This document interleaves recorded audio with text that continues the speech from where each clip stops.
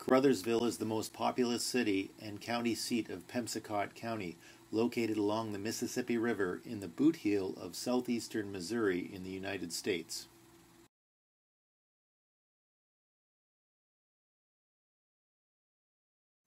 Okay, my name is Ara Hayes, and I live at 1641 East 19th Street, Caruthersville, Missouri. And I'm the one that was in the trailer when the tornado came. And I got tossed like a salad, I always said. It's funny how your life can change in the blink of an eye. How people don't appreciate the little things in life. How fast you see who your friends are. How your whole outlook on life can change in a split second. How one moment you're planning your spring break and the next moment you're searching for a place to live. How you just went shopping Saturday for new clothes and the next moment you only had the clothes on your back. How places that have been there your whole life are just gone. It's funny. During the night of Sunday, April 2nd, 2006, 60% of Caruthersville, Missouri was severely damaged or destroyed by a string of tornadoes. At least one person was confirmed killed and as many as 1,500 people were displaced by the storm, which struck the southwest side of the city. Within city limits, electricity and water services were disabled. Several churches, landmarks, and schools were destroyed or severely damaged, including Caruthersville Municipal Airport, high school, and middle school. Currently, the high school is holding classes in makeshift FEMA trailers. Structural engineers hired by the Caruthersville School District certified the 80-year-old building as unsafe and unsalvageable. However, the insurance company will not pay to replace the building, only repair it. Negotiations between the two parties are at a standstill. In an effort to raise funds needed to replace the school, in November 2006, the Caruthersville City School District put a bond issue on the ballot to build a new high school. The bond, which was 85 cents per $100 assessed, was narrowly defeated by a vote of 827 to 631. Some residents assumed that the insurance company would pay for the school. Others simply could not afford the tax increase.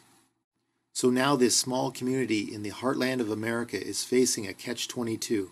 It cannot burden its population with the tax to replace the school, yet the insurance will not cover the cost.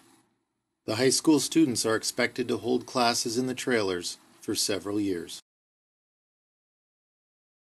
Caruthersville went through this horrible situation with a tornado coming through it, which ended up catching our notice because we saw hundreds of comments coming in a time when we hadn't seen any coming in before. And after that, it died down for a while, but then it came back up, and it's still one of the top towns across the U.S. for folks commenting and participating in topics. And we thought it'd be really interesting to actually go out there and find out what people were doing and what it was like in Caruthersville, since it's one of the top communities on topics.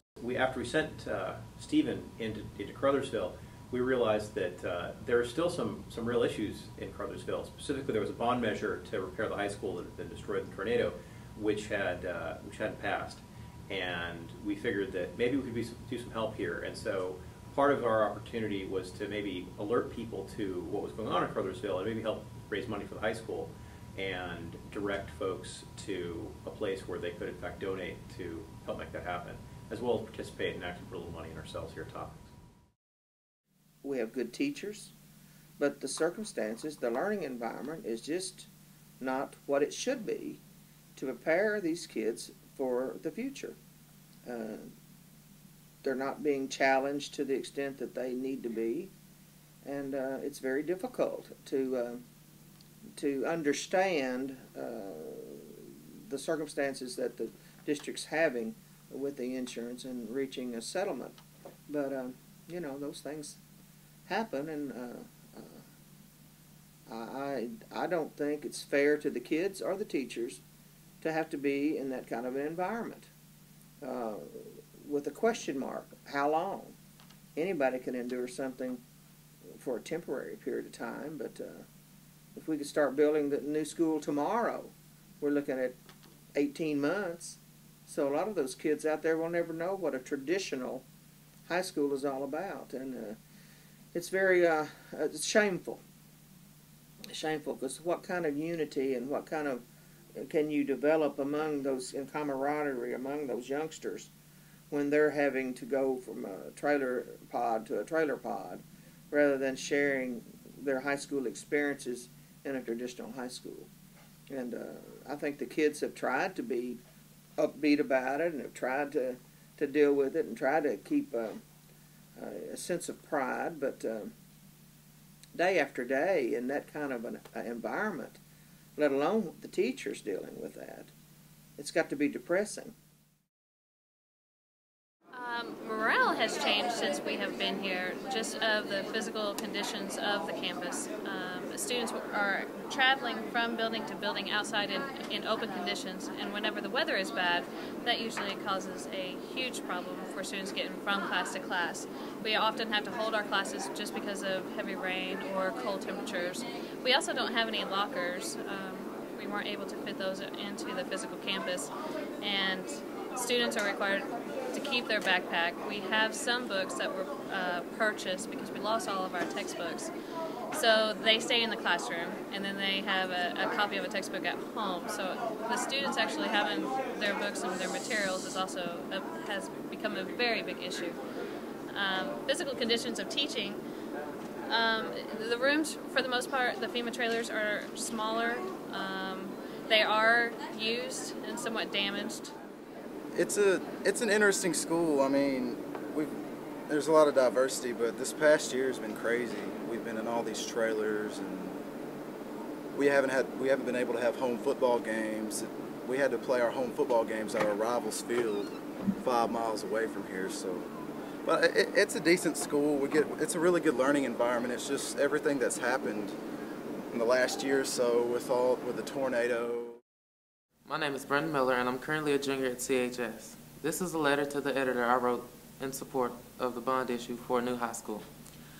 On behalf of myself, fellow classmates, and future students of Caruthersville High School, I believe the construction of a new high school is a very important priority of the reconstruction of our town. Students deserve to be educated in a comfortable learning environment, not makeshift trailers.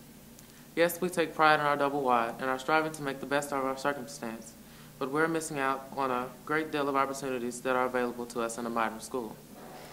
A new and improved school building could possibly boost the morale of the students in our community as well as other members in our community. Since the devastation of the April 2nd, 2006 tornado, our community has lost a number of members and also a number of prospective members. A new high school could possibly attract new families to our area. When considering the reconstruction of a new high school, the best interests of our community should also be considered. Sometimes, in order to get the best outcome of an unfavorable situation, we have to make sacrifices.